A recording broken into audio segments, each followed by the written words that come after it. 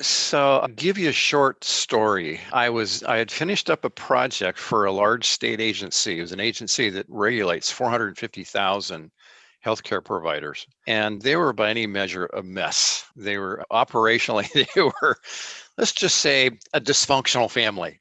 Okay. And they had 160 employees and finished up the project. There was a lot of hope. There was a lot of anticipation, even though it was going to take probably 18 to 24 months to implement everything that we had done.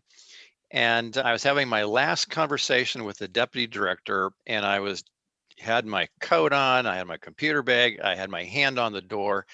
I was ready to walk out the door, and in almost a tone of confession, she said, I don't even tell my friends where I work anymore.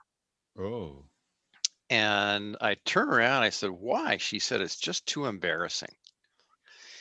And that was just one moment. There were several others, but it was one of those sort of transformational moments where I thought, what a shame. And to the point where it's almost criminal Mm. that organizations would accept mediocrity, mediocre performance, Yes. and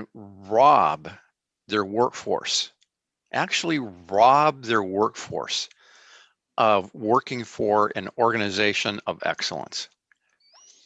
Yeah. And that hit one of those sort of passion buttons for me, where I thought it wasn't just a single moment in time, but over time and with several other conversations with various clients that sort of went that same way, I thought, I want to change that. I want to figure out how to change that. And Mm. so that's been the sort of the passion of my life for the last 5 or 6 years.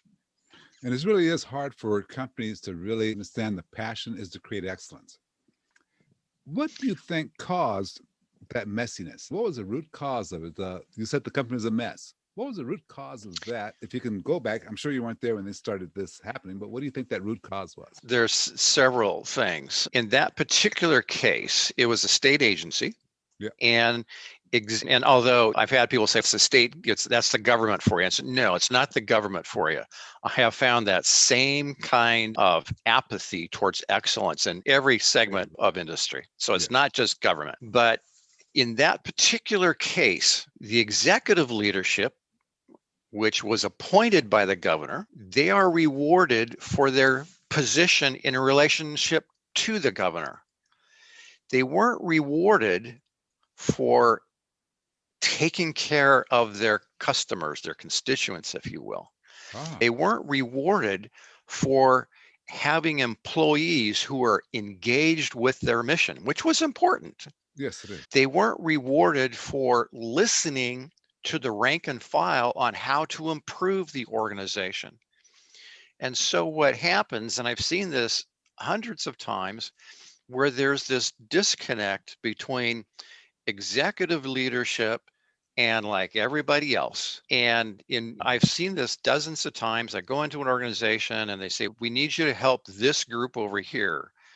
And I say, okay. And somewhere in that conversation, I'll have a conversation go something like this. So when you, as the directors of this group, the CEOs of this group, whatever it is, if you had to define your strategic advantages, what would they be? And invariably they will say, oh, we have this amazing staff. They do the miraculous every day. We could Wow. not get by without them. And they are just heaping praise on their staff, which is nice. Okay. And then I go and I start working with their staff. Okay. They are universally exhausted, Oh, underappreciated. okay. They feel like their voice is not heard nor even cared to be heard. And Wow. that's a disconnect that I see all the time.